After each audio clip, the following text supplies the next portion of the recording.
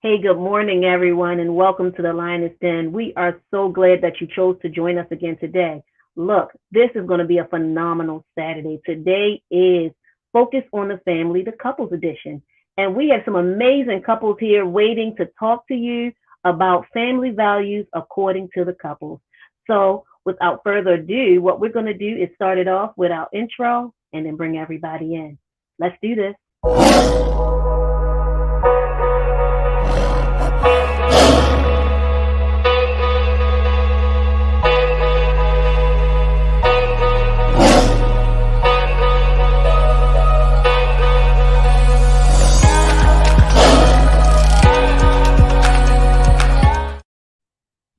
Welcome back. We are here with Focus on the Family, the Couples Edition. And so, without further ado, I am going to introduce you to our couples for today.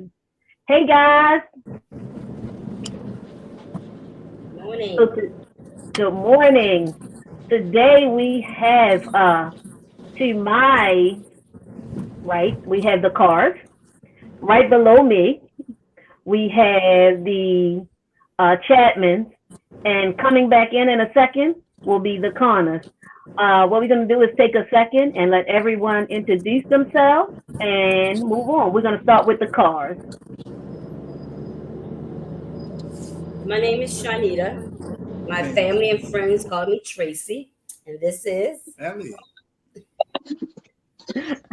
Thanks, guys. Here. Thank Did you want to? Okay. That was a cute introduction. I love it. Let's go ahead and move to the Chapmans real quick. The Connors are still working on themselves. The Chapmans. Hey, I am Joy. My friends call me Joy. And this wonderful chocolate man is. I'm Alonzo. Fonz, whatever works easier for you. And we are the Chapmans. We've been married for 7 years now. 7 years. Woo, woo. Woo-hoo. Yay! God's perfect number, 7. Look at that. Oh, And- yes, it is. There you Yes. go. Hallelujah. And now we'll introduce the Connors. Hi, how you doing? We are the Connors. Hi, Gina and James. We've been married. It'll be 4 years Next month. next month. All right, here we go. All right, guys. That was fun just by itself. The introductions were fun enough. Let's move forward. So, I was more prepared this time than most times. I'll say that. We actually have background questions that you all have had a chance to mull over this time and think about, your good answers and all of that. And so, James, you look like you didn't mull over no questions there, buddy. Now you know I always do that face. I always do that face because you off. So let's get into it. Our first question is, what would you say your family values are? And maybe why? We started with the cars, so we're gonna start with the Chapmans this time. What are you guys? What is the family values that you guys? What do you say your family values are? Well, we did talk about this a little bit. So we said communication is at least the top thing. Communication, because you need to have that in any type of relationship to know where everybody is at. And I also say love and having fun. I think they went into a bad spot. As you can see, they're in the car, but they'll be Oh, right sorry. back. Yes, I am in the car, and the car is being really rude right now. So I'm not trying to express my road rage in the passenger seat right now. So pray for me. But yeah, love and fun. I'm goofy. I love to have fun with everything, and I annoy him all the time with it. But you need to have that in a household, in a family, because that's what brings people together. Just like you need to have that fun, that love, and the communication. So yeah. Anything else? That's Yes. He agrees. okay. We're gonna go here back to the cars because the Connors, they are having technical difficulties this morning. Tracy, Elliot, what about you guys? Well, I guess we're going to call ourselves the elder statesmen. We heard 7 years. 7 years and 4 years. We've been married for 20 something years. Ooh. We honor we honor the fact that communication is key in all relationships, but even more so with the family, because it is imperative to know where we all stand and where we need to go. And I'm going to yield to my wife, let her finish up. What? Where do you do that at? I think we try to put God first in everything, and then our decisions and our family values. But yeah, definitely communication is the key. Okay. The Connors. As you can see, our foundation is on friendship. Seriously, this is my friend. And one of the things I think that is important to us is that when we got married, we were older. We had already had children, already had a previous marriage. And so we said, you know, we getting older. It's not always going to be romance and blah, blah, blah all the time. We need to be friends. So our relationship is based on friendship, of course, God first, of course, and family over everything. I think were mostly what we were talking about. Definitely, and also attentiveness. So it's always a thing that now, being that you're older, you know, like I would say this is our final form. This is like who we are. So what happens is that you're able to pick up on certain things, especially being if you're attentive to your spouse, if things are bothering them. If you know what I'm saying, if you can see that the vibe is off, you know, you pick up on it, and you know, so pretty much that attentiveness also goes hand in hand with communication. And you know, when they're ready to talk about it, that's when you go ahead and talk about it. But attentiveness, communication, God, love, and of course having fun. Definitely. Okay. So it's interesting that everybody, communication seems to be a very, a thread through all of the relationships. God, a thread through all of the relationships. And even fun. Elliot and Tracy didn't say fun, but I've been around them, so I know they had fun. Yes. After 27 years, you gotta have fun. Yeah. Yeah. So with that being said, Tracy, Elliot, and Dina and James have children. Alonzo and Joy don't have biological children, but they're teachers, so they still have children. They're both teachers. With that being said, what characteristics do you teach to your children about family values, and how do you keep the family cohesive with these values? How do you keep the family cohesive? Because cohesiveness, especially Tracy and Elliot, you guys have older kids. You and James do, Dina and James also. So when kids get older and they're no longer in the home, how do you keep the family cohesiveness with the values that you teach? Anybody can go first. I don't have to call on you. Well, again, the word train. Some people don't like the word train. So you train a dog, but I mean, again, in everything that you do, the word of God says, train up a child in the way that they should go. And when they get old, they will not depart from it.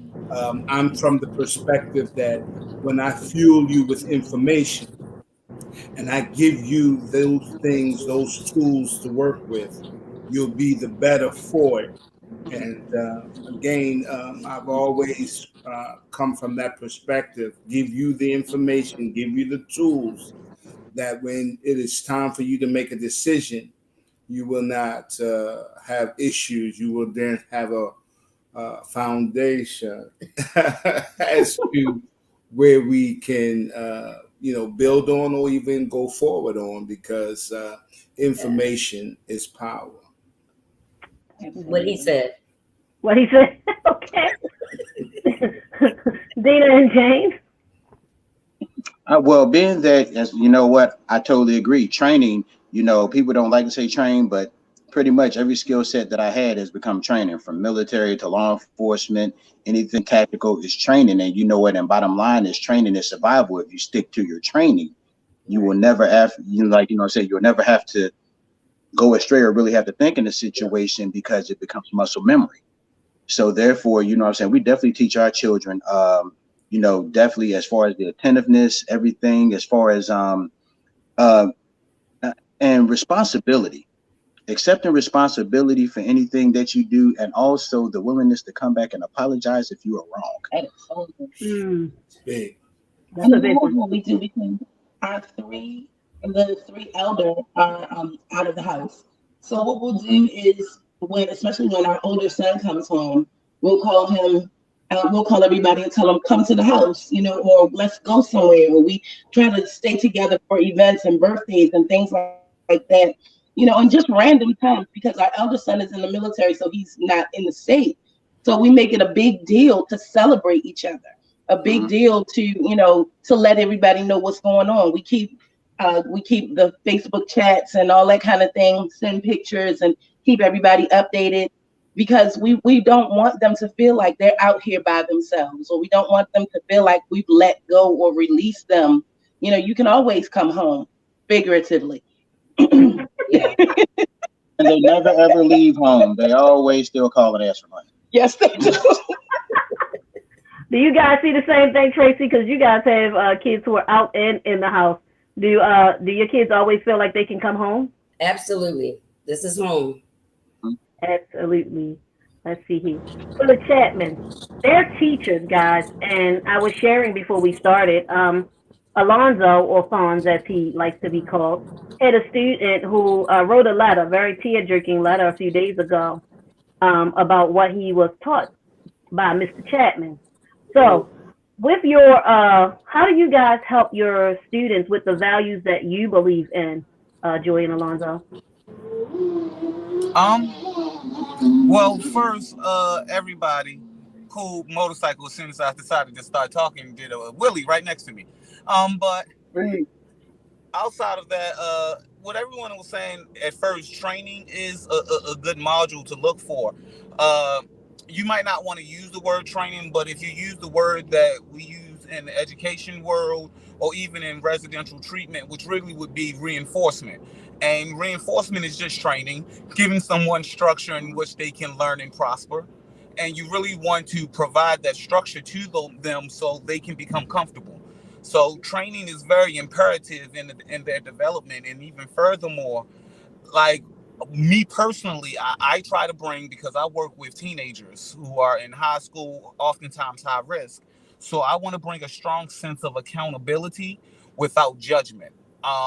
Oftentimes, a lot of times when we're dealing with kids, we might bring accountability in, but there's a air of judgment that comes with it. I give straight accountability. You either did or you didn't do it. It has nothing to do about how I feel about you or what I think about you as a person.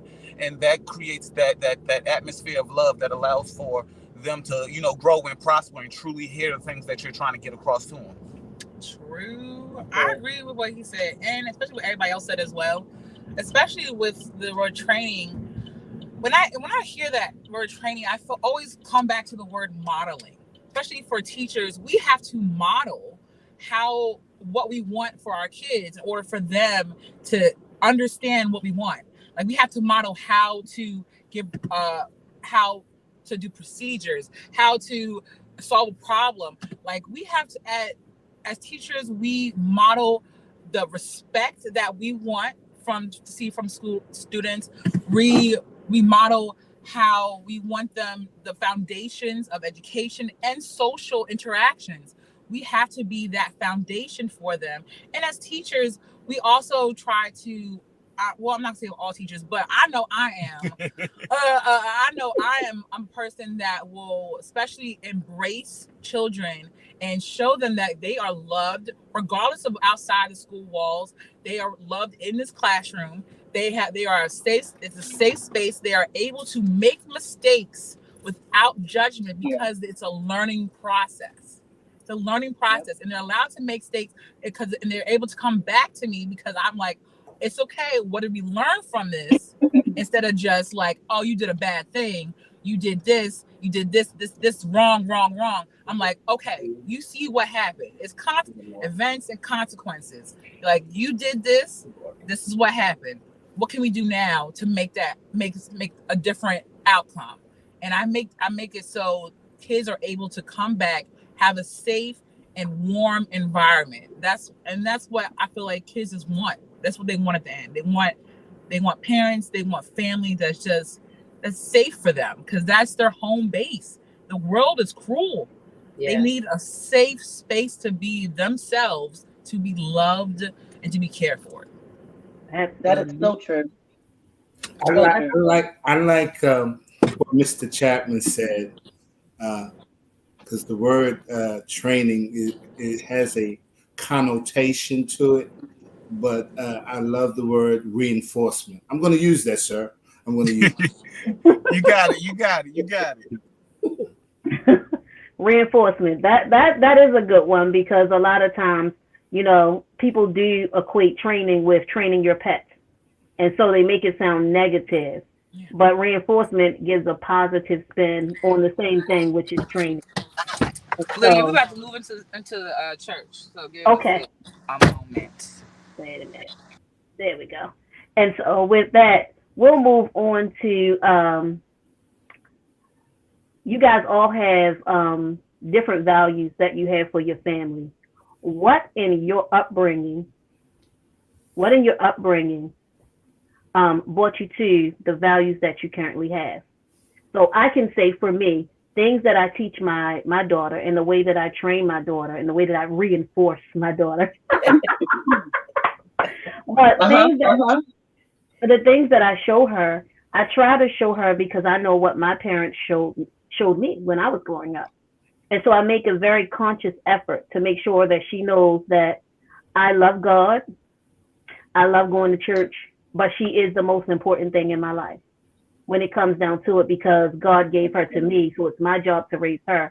And so as I love him, he puts it upon me that it is important that I must love her, not only love her, but show her that same love. I put that on her. I put hard work. My mom taught me that hard work was the key. That you don't just, things are not just given to you. And so I let her know that hard work is the key, but I also show her that because you're my daughter, there are certain perks to being my daughter that you will never have to work for, that I had to work for. So with that being said, I'll start with Dina and James down here. Guys, what in your upbringing pushed you towards the family values that you teach in your home or have taught in your home? Because you guys have a lot of grown children. Well, one of the things for me, excuse me, is to be the example that I did not see. Because I was raised by a single mother, and my mom worked and she did what she did. She took care of me and she made sure that we had what we needed. But one of the things that I've noticed is that in elder generations, they weren't very open with certain communication. So when I had my daughter, I said, I'm always going to be a place where she can feel like she's comfortable to talk about anything. Mm-hmm. Joy mentioned the home being a safe place. And I've always let all of the kids know home is a safe place. Your dad and I are safe. You can talk to us. You all, even before you were adults, you can talk to us. You can share with us. James and I may have been married for 4 years, but we've been friends for a long time. So we've been around each other's children for a while. And so it's like, when we did get together, some of the kids were like, finally, it's about time, but it's be open, be honest, talk to them, let them share, and you share.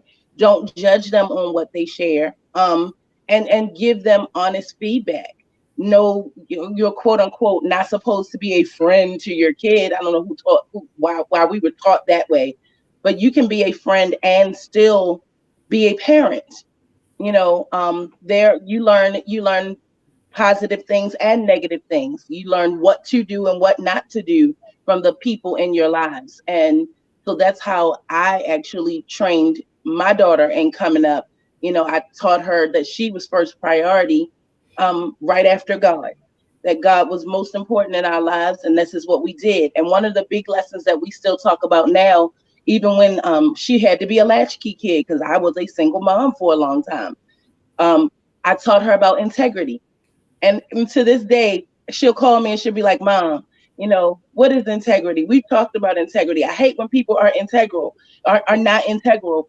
And so we'll have those conversations because those are things that she remembers at 28 that I instilled in her at 6, 7, and 8. Be integral, always be honest, always be genuinely who you are.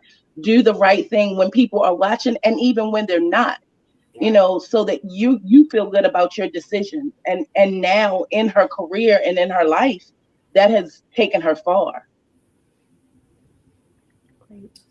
Anything to add, Mr. Collins? Well, definitely. I definitely dislike the moniker "what goes on in this house stays in this house" type thing. That was one of those things that I did not like, that the older generation that used to kind of do that. And I was like, no, to me, I was just like, you know what I'm saying? It doesn't mean that you're safe. So definitely the safe space for the kids and everything like that has always been a top priority.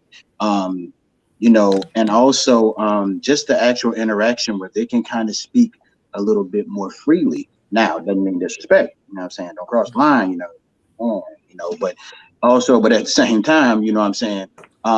You definitely give them the space, because if you don't give them the space to actually speak, it's almost like containing atomic energy. When it actually gets out, it's just going to be an explosion. So, you know, you definitely have to be that slow release valve for them, that they can sit up there and they can release things and they can be okay. And definitely, hey, like I said, training, look, I know we like to say reinforcement and everything like that, but look, for those of us that have been trained, like myself, you know, safety is everything. Safety is everything. And you know, like I said, not just providing the safe space, but I also teach my kids to also be the safe space as well for others. So, you know, so when they go out, you know, they're not wolves, they're sheepdogs like the dad. So, Alonzo, enjoy. The question was, what in your history or past, or your upbringing, that was the question, in your upbringing, led you to the family values that you have now? So while you guys think about it, I will toss it over to the cars. My wife said go first, so obedience is better than sacrifice. But the reality is, both my wife and I, when we got together and we began to plan our future, some of the things that we consciously made choice of is wanting to give our children both a father and a mother. We both were raised by single parents, and in most cases it's no doing of our own. But that was, I think, one of the strongest feelings that we had. We want to give our children what we didn't have. It was through my father's death that, again, was raised by one parent. My wife's situation was similar, one parent. So we felt it was imperative to us how we felt in terms of raising our children, wanting to be both a mother and a father to our children. Now, many times in retrospect, we have felt so confident in our decision. But oddly enough, speaking to my children, because I had work ethic, and so I felt my place was to do work, provide for the family. Mm-hmm. And as my children were coming up, I was missing in action because I was working, such as the graduation, the grade school year. Now, the wife, she made it happen. She did what needed to be done. And I thought that, again, that's working collectively for the good of the family. But in many respects, I got it from my children that they wanted me there.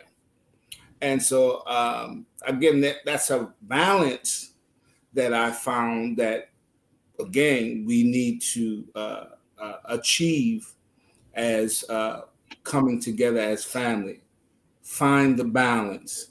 And I encourage, whomever's listening, as it pertains to the family, find your balance so that everyone will be, equally satisfied and then have good memories of their upbringing. But the main thing I would say is we wanted to be a complete unit and provide the children, provide the family structure.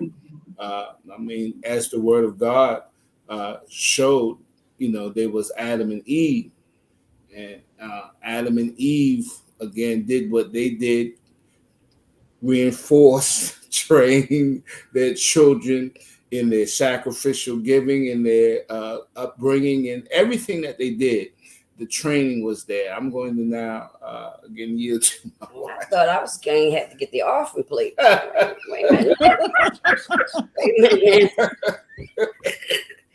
a minute. So true. I was listening to Lady Connor, and one of the things that I have said over years, I do not want to duplicate the same upbringing. Meaning, I had my mother and my grandmother there. I had uncles who were there, but it's nothing like having a mom and a dad, and you experience those childhood things as an adult, and you're saying like, no, we're going to make sure that we are there for our children.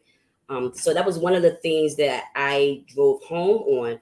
I wanted to make sure that they had a sound foundation. Of course, we were both in God-fearing homes.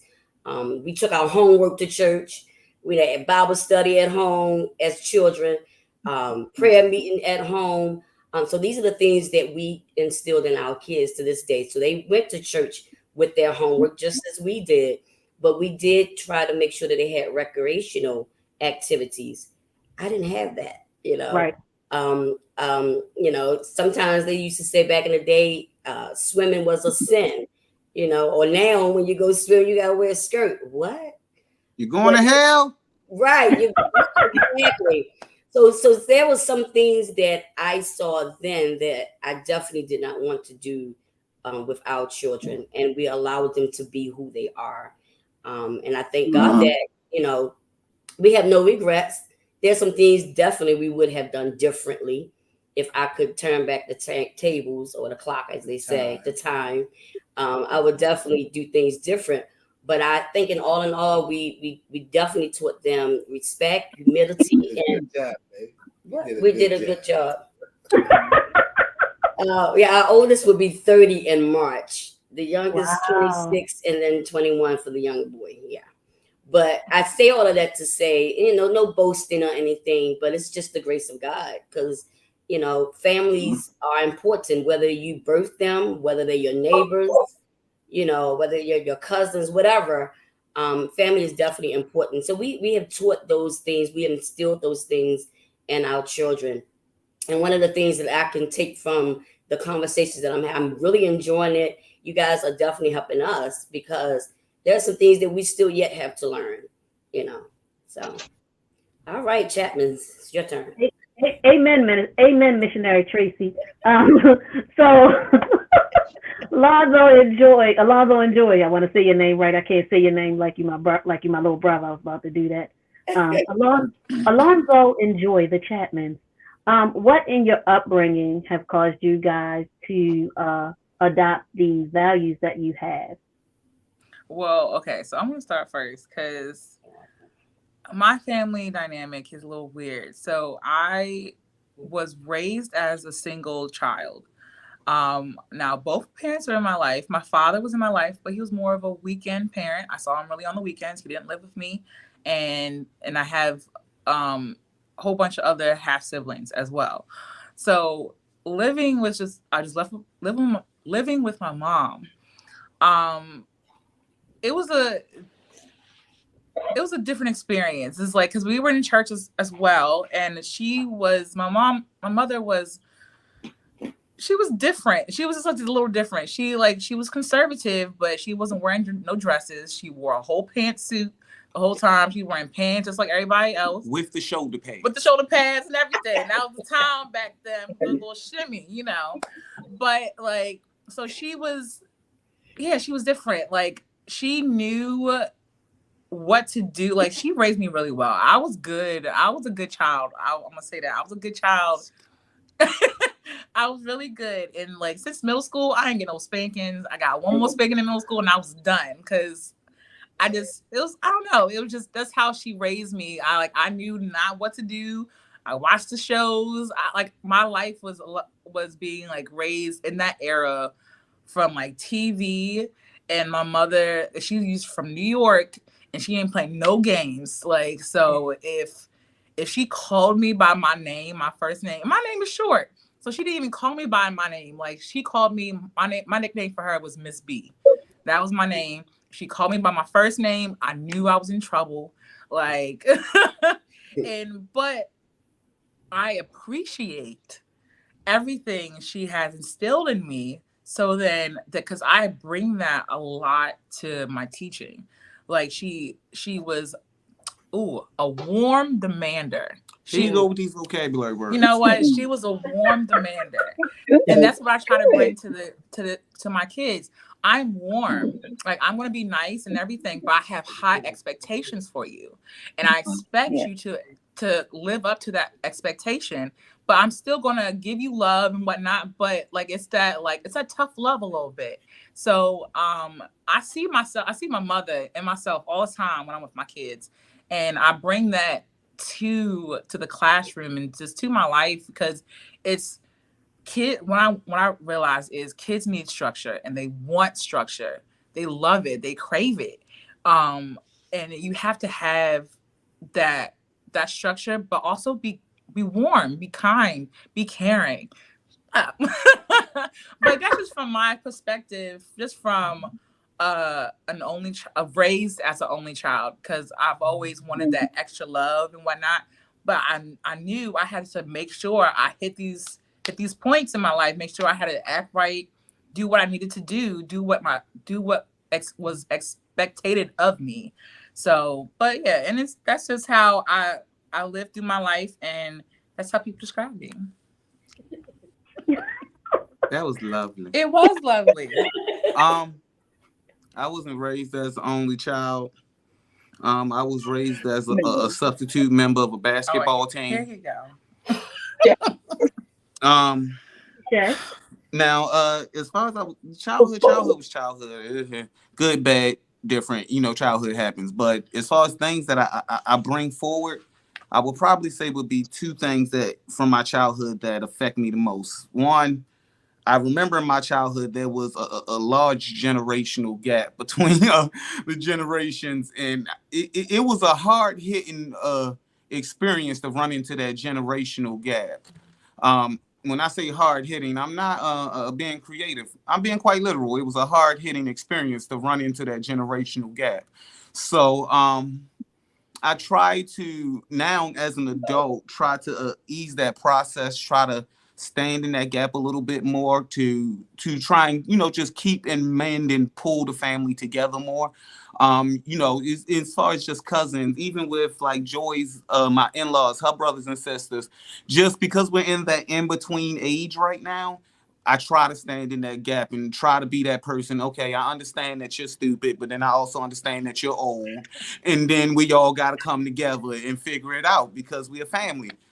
Here's the thing. The Bible tells us that God called the old man because he was wise, and he called the young man because he was strong. Yeah. He didn't say the young man was smart. The young man is stupid. The old man is set in his ways.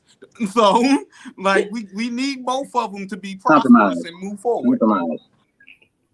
Now, with that being stated, outside of that, one of the biggest things, if I went to how I bring my upbringing into my teaching and how I interact with my kids on a regular basis, my family was a great example of I don't have to be nice to you to love you.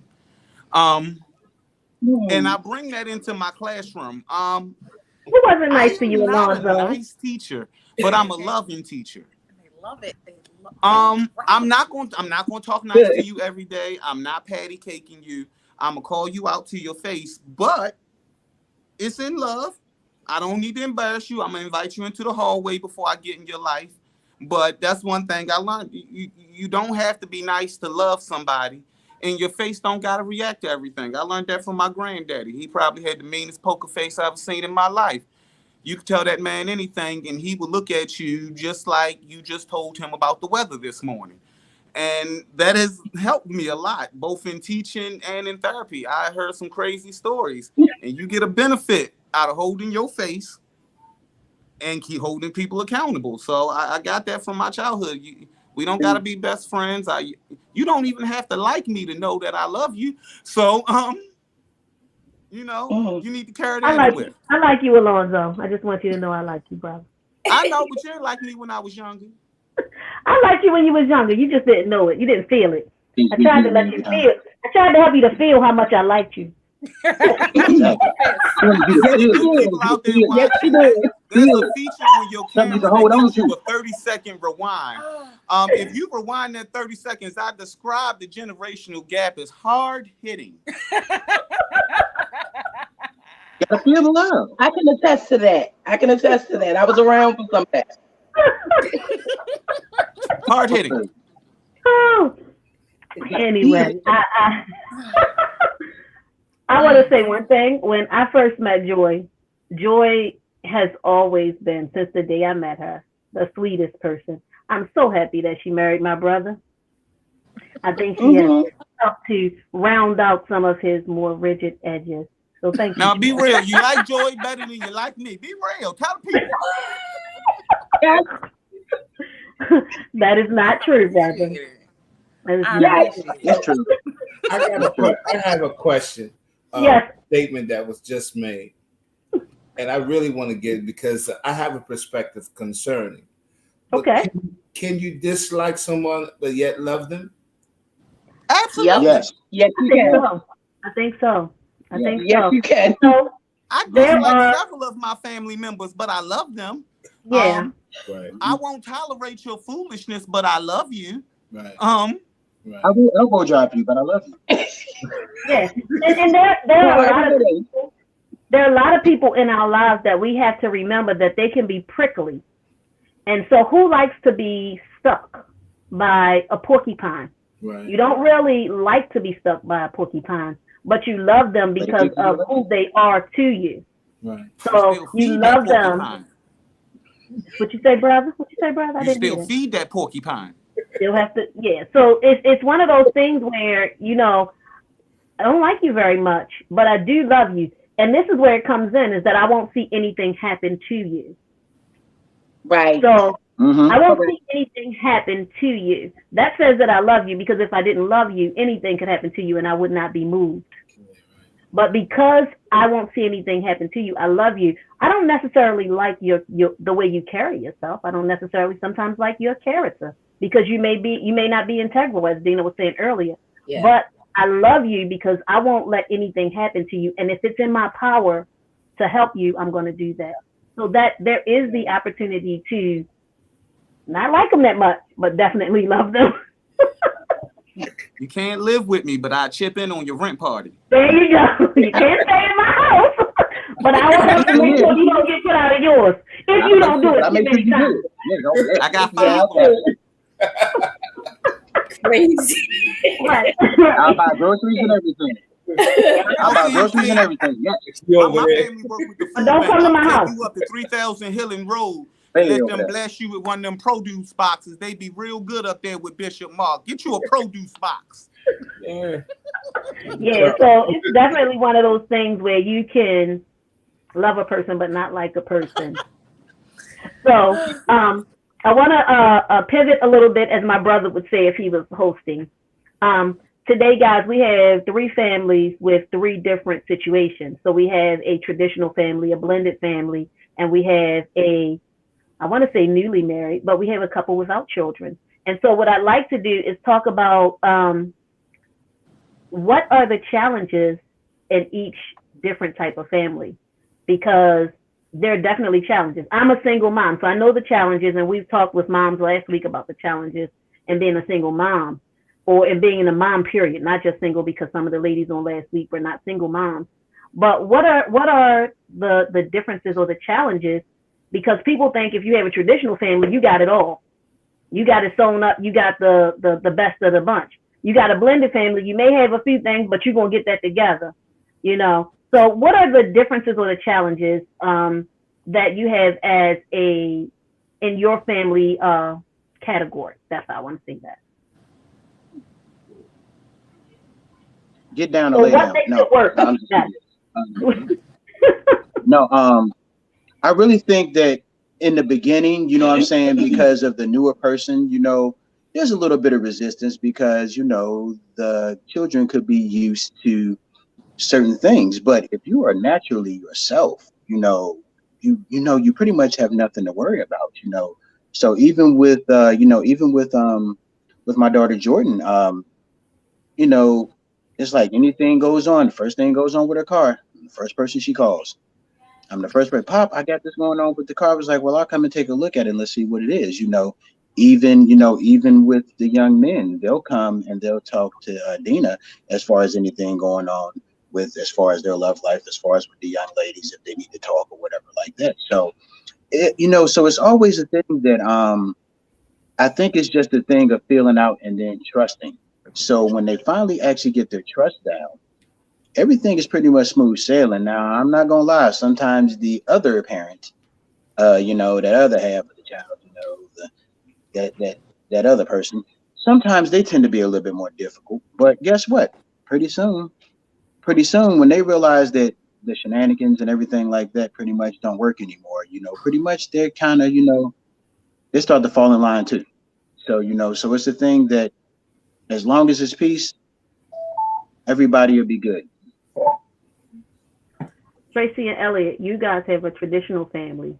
And so the outlook, again, is you probably have it easy. Let's be honest. You have your kids. They're your kids. By the two of you, there's nobody on the outside. So what would be some of the challenges that you guys have faced as a traditional family? Well, I would say I will use the term that Mr. Connor stated about being attentive.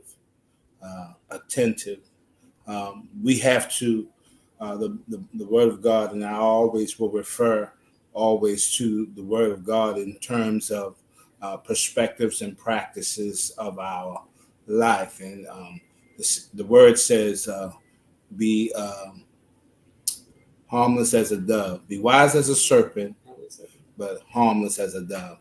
And so as it pertains to the family, one must be attentive to the family dynamic. As he stated, be attentive to the changes of the quirks. We from the head to the bottom are being attacked one form or another, on the job, at school, in the streets. Have you ever seen road rage? It's crazy. But these things are constantly being attacked on each member of the family. So being attentive, communication. Again, I go back to communication. And so as the family gets older, each individual becomes individuals. And so how a thing once was may change over time because they're becoming more individuals. So attentiveness is very important so that we can address or even attack. Some things are, I'm not trying to get deep, but I mean, some things are demonic, especially when you have a destiny over your life. The reality of a thing is, again, we must acknowledge it. I go back to even Mr. and Mrs. Chapman as teachers. You're seeing so many different backgrounds. It's a plethora of things that you all have to address just because of the amount of students that you all come in contact with. And so it is requiring you to, again, deal with each one individually. So again, addressing their needs as a teacher So even with family, that dynamic is still there. I'm going to digress. I'm always reminded with our children, they'll say, well, let us make our own mistakes. We've heard that, right? We've said that. Yeah. So if we can kind of prevent, I mean, you allow them to make their mistakes, but if we can prevent you from falling down this particular path so that the mistake won't be as hard, we'll allow that to happen. Or we are the village. We always tell them we are our us. What is it? We are who we are. We got. I think that's how you say it. We are all we got. So our 5 is our nucleus, our core. We are all we got. So we're not going to allow you. We're not going to let you to fall down that path. If we can prevent you from going that route, take heed. Got you. So Alonzo and Joy, you guys have probably, I don't want to say the perfect because you don't have any kids to muck up the home life. You know, when I say that because you know, when you got kids and you're in a relationship, they can sometimes put a wrench in the dynamics. So true. Like I definitely agree with that. When you have kids, that is more of your focus because you gotta make sure they fed, they dress, they have their well-being is taken care of. That is your main focus a lot, especially when you have kids. So because we does not mean we do not have challenges on our own. Like we have challenges even just coming from when we got together, coming from different backgrounds. That was a challenge, just being together. Because there's different ways that we both did things coming from separate places. I'm from the suburbs. County girl. I'm a county girl. So, and he's a city boy. So it's that challenge was coming to Baltimore, seeing roaches. Child, oh my God, that was a lot for me. I know, it's crazy. But just the differences between our upbringing and the differences of how we interacted with like just our past relationships and stuff like that. That was just like in the first year. That was how it was. But now like we see it's just like you said, like one of the values, just communication, making sure we communicate to the good and to the bad, making sure that there is just communication at all times. And there's always other stuff that's going to come in the way. There's work, because especially as a teacher, I'm taking my work home with me. So, and like that can be a lot because like when you guys go home, you have your kids. I still got my kids that I'm focusing on, and that will take time away as well because I'm a hard worker. So I make sure I do a lot of planning and over planning and researching and a whole bunch of stuff like that. So that can be just time between us that can be a challenge as well. What other challenge? I think. Okay. I don't know. So challenges. Are we identifying strengths and challenges or just challenges? You can identify whatever you like, brother. Go for it. All right. So let me give you a strength. Not having children has been a true blessing to my passport. The Lord has shined on my passport. Oftentimes, when I look at the prices, the age that they're going to charge you for that child is very young. And that's just not a mountain that I have to climb. The Lord has saved that mountain for me. When it comes, we going to climb it. But right now, we're going to go ahead and stamp out this passport. Praise the Lord. Additionally, I'm grateful because I have seen the insurance rates for a family with one child. It is absurd. Jesus. It is very absurd. So I will take that as a bonus to not having kids.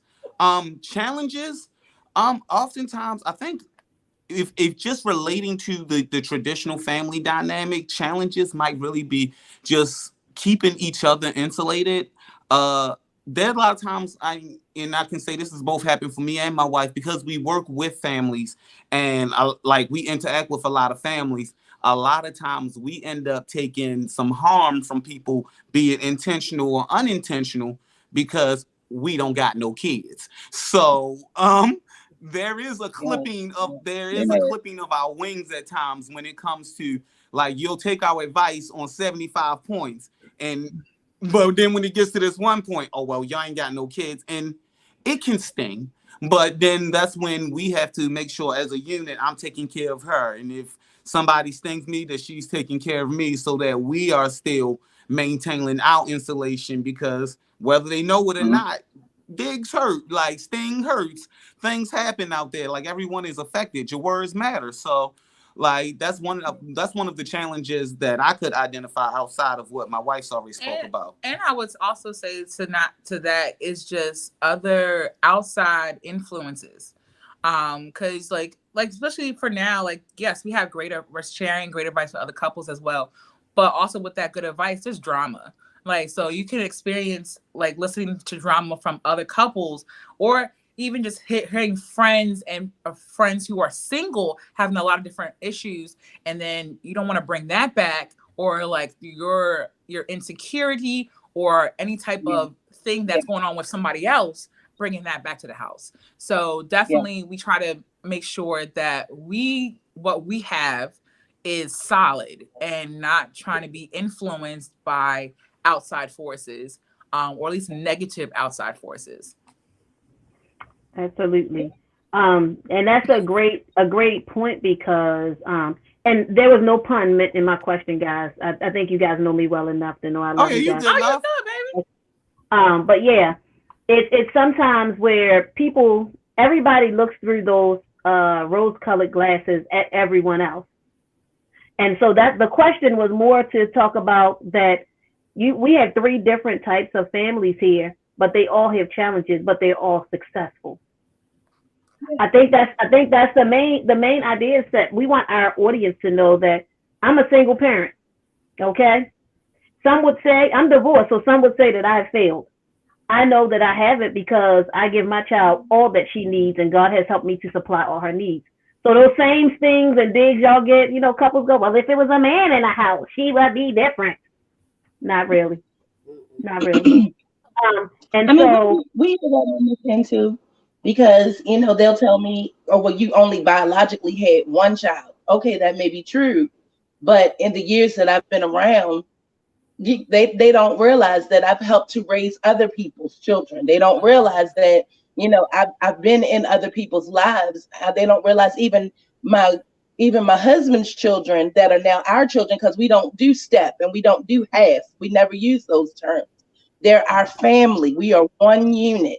And I think because I was raised as an only child, but I have 3 other siblings, we stopped using steps and half and all of that, because no, you're not any less. You are my sibling.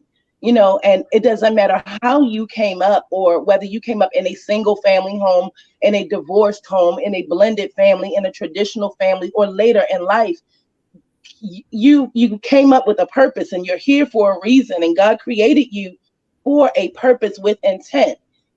So it's you have value. We don't devalue you because of your home situation, or especially because of a situation that you can't control. You don't know how your parents were going to come up, or how their relationship was going to go. It has nothing to do with that. It has nothing to do with you as a person. James didn't know that his first marriage wasn't going to work when he got married, but unfortunately it didn't. But out of that union came wonderful children. She had 2 when they got married. They had 2 together, and then he had more after that. And then we added mine. So now here we go with family. So you never know how it's going to happen, but you need to be receptive, and you need to love. And yes, you need to protect that unit. So, you can't devalue anybody's home relationship or family relationship. We never know. Absolutely. And that is like the main goal of this series, is to talk about the differences and the likenesses in our family relationships, because one of the major things that through all of these last couple of Saturdays we've talked about, communication from the dad. The dad started us off with communication and humbleness. Then we had moms last week talking about, again, communication and sacrifice. And now we have couples, and you guys are talking about communication, humbleness, sacrifice, all of it, because this is what makes the family. One more question that I want to ask for you guys is, if you had a family motto and you said, the Carrs, this is what we do, what would that be? The Carrs, you can start us off. Family that prays together stays together. Okay. The Connors. Let's form Voltron. No. I would definitely say that pretty much that you say, hey, we're the Connors. We're blended, but I said we're blended, but guess what? We still one. We are one. That's the only thing I could say. That, what I'm saying, that would be our family motto. We are one. We are one. And the Chapman? Happy spouse, happy house. I like that. Hey, I like that's that. That's the one. That's the one. That's good. Guys, our time is almost up. We have about 5 minutes left. But what I'd like to do is, if each couple could give a short inspirational message to couples out there who are trying to figure it out. Short. Yes, James, I said short. Short message to couples out there who are trying to figure it out. Once we do that, we're going to call it a day. But I really would like to send some inspiration out, okay? So we'll go ahead and start with the Carrs because they look like they're ready.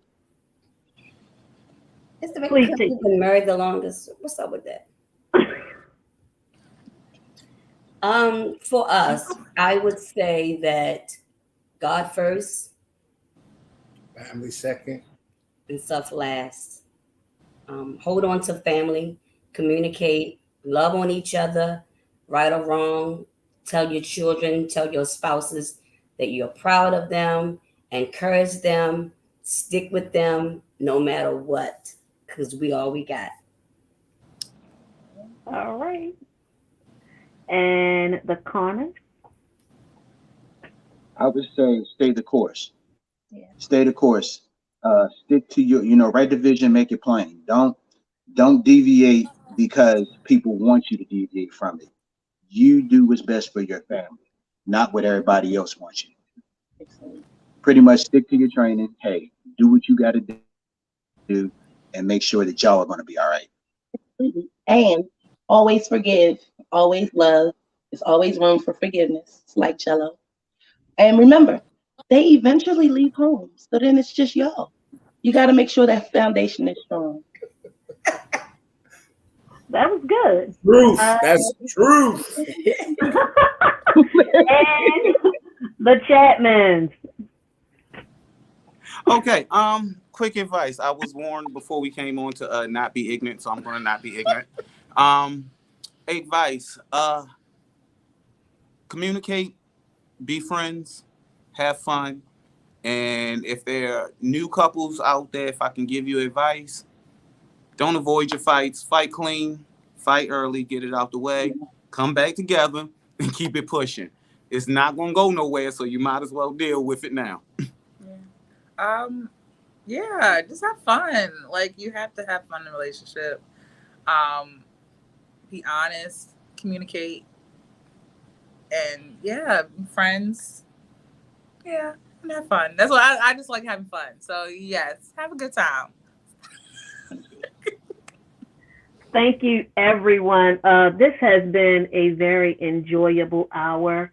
I've enjoyed speaking with all of you. Audience, next week we are going to have Focus on the Family. Let's hear from the kids. It is going to be a very enlightening and fun conversation. Also, next week we will be having the bishop has chimed in, guys. The bishop has chimed in.